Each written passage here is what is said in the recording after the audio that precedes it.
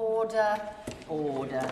The draft airport slot allocation, alleviation of usage requirements, etc. Regulations 2025. I call the Minister to move the motion. Thank you. I beg to move, you haven't heard what I've got to say yet. I beg to move that airport slot allocation, alleviation, usage requirements, etc. Regulations 2025, which was laid before this House on the 4th of December 2024, be approved. Mrs McVeigh, it's a pleasure to serve under your chairmanship today. We share runway 2 between us. We are constituency neighbours, and in fact I was on speed dial with your predecessor and my other neighbour, the former chair of the 1922 committee. I was probably the most powerful backbench Labour MP in the place at the time. I thought that would get more of a rise, but there you go. These, thank you, Simon.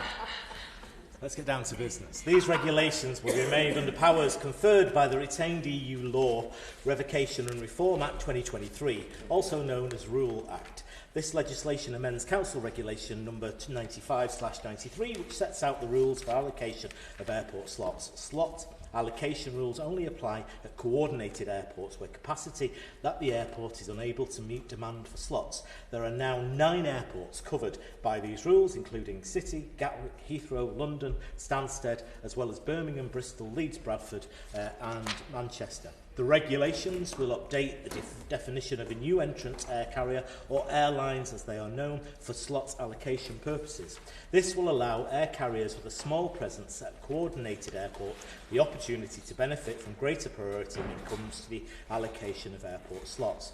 This change aligns UK regulations with international guidelines and has the potential of providing more choice for consumers in terms of routes, destinations and carriers. In addition, the regulations will amend assimilated EU law to enable the UK to respond in the event of a pandemic, epidemic or other outbreaks of disease such as the COVID-19 epidemic. It will remove the need for emergency legislation to provide alleviation from slot usage rules, as was the case during COVID-19. This will protect consumers, the environment and the aviation sector. This draft instrument will amend Regulation 95/93 to change the definition of a new entrant carrier. The purpose of the new entrant rule is to stimulate competition. New entrant carriers are given priority in the allocation of slots as the regulation requires that 50% of slots shall first be allocated to new entrants. Currently, an air carrier is a new entrant if it has fewer than 5 slots at an airport on a given day. Under this instrument, a new entrant is defined as a carrier which holds fewer than 7 slots at an airport. This update is designed to enhance the presence of new entrant carriers at slot-coordinated airports. The instrument will also build upon previous regulations which provided carriers with, that's one of the airports right there now, taking issue with me, provided carriers with slot alleviation during the COVID-19 pandemic. It will introduce a permanent provision for carriers to obtain slot alleviation where there are government-imposed measures relating to a pandemic, epidemic, or other outbreak of disease. Consequently, this will simplify the process by which an event such as COVID-19 can be managed for slot coordination purposes. The provisions in the instrument were subject to consultation with the aviation sector in 2023 and received strong support from across industry. In this instrument, the government has recognised the need to update the definition of a new entrant and to provide additional reasons for allowing alleviation from slot usage rules. I commend these regulations to the House, Mr. McVeigh. The question is that the committee has considered the draft airport slot allocation, alleviation of usage requirements, etc. Regulations 2025. Gareth Bacon. Thank you, Ms McVeigh.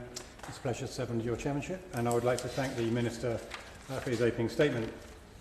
The regulation of airport slot allocation is an important part of maintaining the efficient operation of the UK's busiest airports, which are often constrained by capacity. The core objective of the airport slot coordination is to optimise the use of available transport infrastructure, benefiting consumers and industry alike.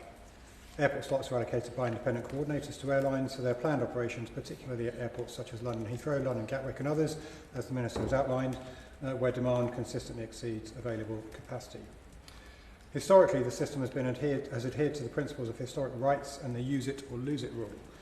These principles prioritise airlines based on past usage, requiring them to operate at least 80% of their allocated slots to retain them for future use.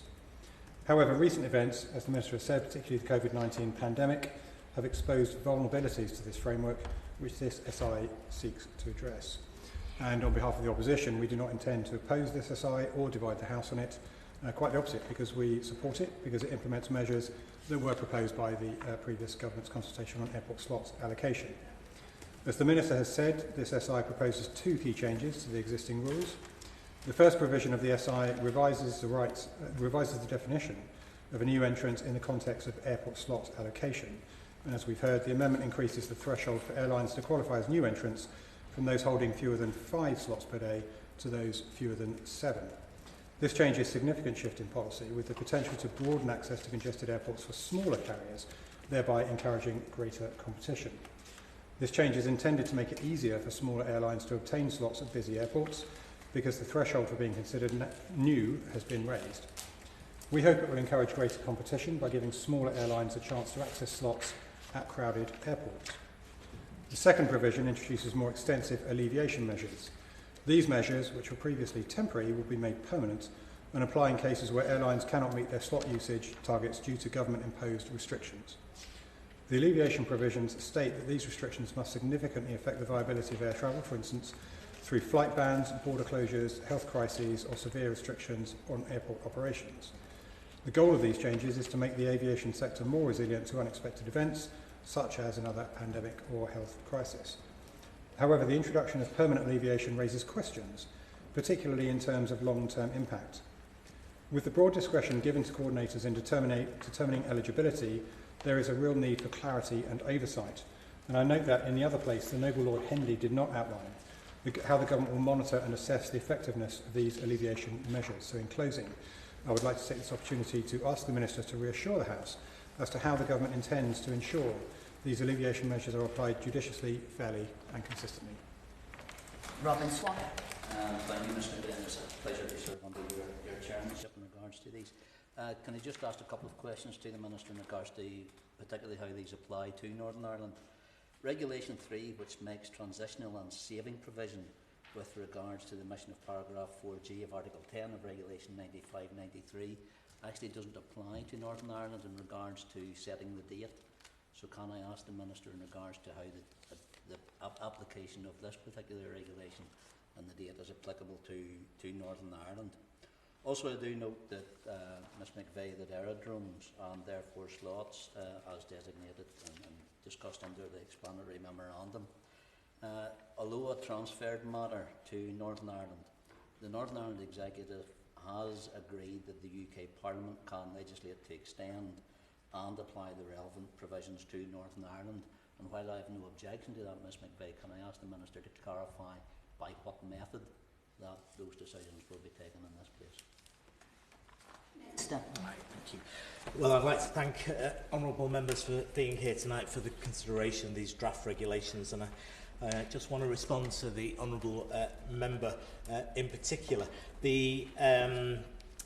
What I would say is that the department will write to industry now, to stakeholders, to make them aware of the amendments that come into force, and the airport slot coordinator will take into account the new entrants as part of the coordination activities for winter 2025. There's no indication, obviously, of a pandemic, but the honourable member is exactly right. We do not know what's around the corner. We see press reports today of bird flu in the UK. We see press reports of monkeypox. So this will help, as he rightly says, with resilience. And the approach that we're taking is to monitoring this legislation is through the normal course of normal activity within the department to make sure it's implemented. For the honourable member from Northern Ireland, I would just say that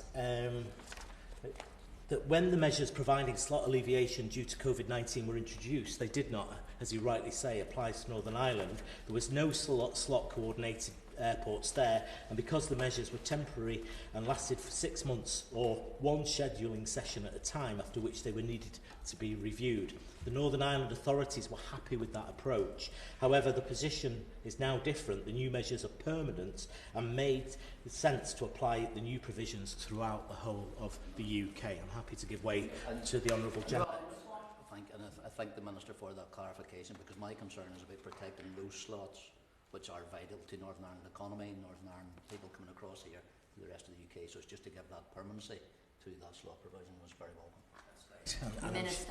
I'm sure that if the Minister isn't happy, the member for Strangford will have an urgent question in the House before we know it. But I'm grateful to him for his questions. So, Mr McVeigh, I would like to thank members again for their consideration for those questions. I would like to provide, to conclude, I just want to say this instrument will make 2 permanent changes, as the opposition member said, to Regulation 95/93, reducing barriers to entry at UK airports and making the slot allocation system more resilient. This instrument is putting the UK on the front foot, ensuring we are building on the lessons learnt of COVID-19. Thank you. The question is that the committee has considered the draft airport slot allocation, alleviation of usage requirements, etc., regulations 2025. As many of that opinion say aye. Aye. Of the contrary, no. I think the ayes have it. The ayes have it. Order, order.